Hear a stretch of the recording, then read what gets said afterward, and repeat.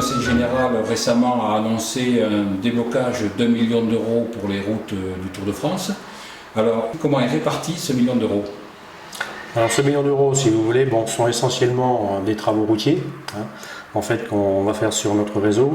Donc les travaux concernent les deux étapes, l'étape du 25 juillet et les travaux principaux, c'est plutôt l'étape du 26 juillet.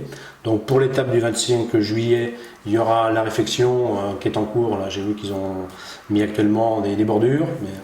Donc il y aura la réfection du RD 14 à montée de Montbazillac.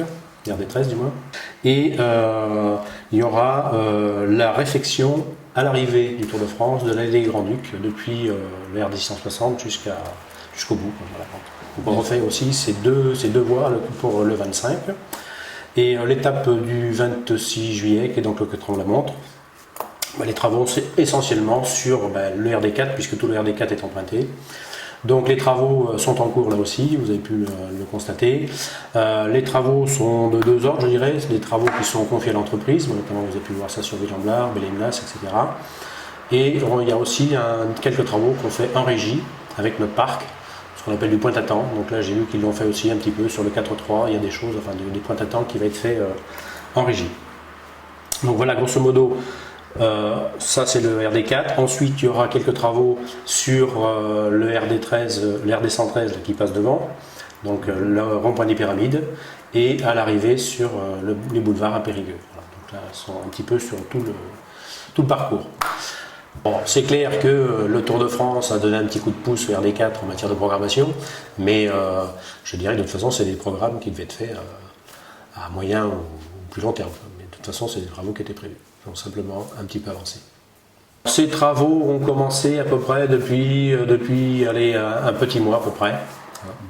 Si vous voulez, préalablement à ces travaux, il y a eu des travaux de ce qu'on appelle de préparation, donc notamment il y a eu des travaux d'élagage. Donc après les travaux, il y aura des travaux de finition, puisqu'on va refaire à cette occasion-là aussi, comme on fait à chaque fois les routes, la signalisation.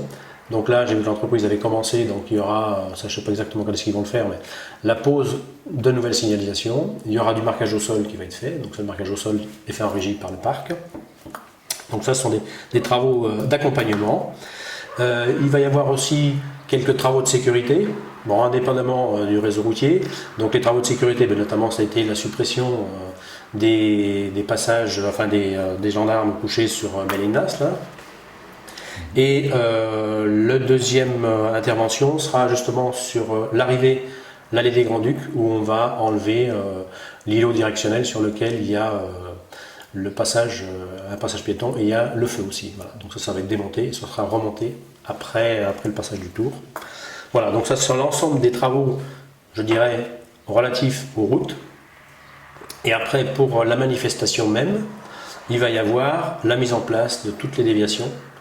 On va mettre sur chaque carrefour, notamment pour le 26 juillet, sur route départementale qui débouche sur la RD4, il y aura un panneau d'information du public, comme quoi la route sera fermée tel jour pendant le créneau horaire, et après il y aura toutes les déviations. Voilà, donc ça à peu près les déviations, ce sont des dépenses de l'ordre de 50 000 euros.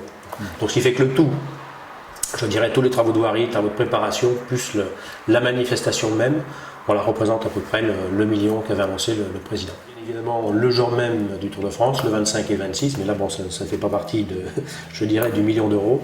Il y aura aussi la présence d'à peu près d'une cinquantaine d'agents du département qui seront positionnés à des carrefours et qui seront là pour intervenir au cas où il y aura une nécessité d'une intervention d'urgence au moment du Tour.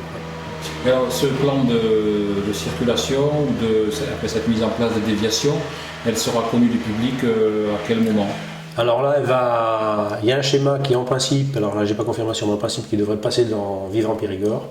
De toute façon, ça c'est un schéma a été élaboré conjointement avec le groupement de gendarmerie. Et de toute façon, l'objectif c'est de communiquer le plus largement possible, le plus tôt possible.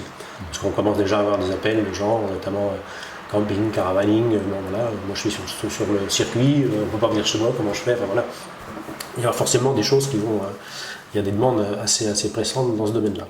Donc de toute façon, la direction départementale des territoires est en train de concrétiser cet arrêté, puisqu'il va faire l'objet d'un arrêté préfectoral pour toutes les déviations. Et il sera accompagné d'une cartographie, donc là sur fond de plan IGN, ce qui fait qu'il sera un peu plus compréhensible que les schémas dont on dispose actuellement. Mais ça, après, il y aura une large diffusion, bien évidemment, qui va être faite.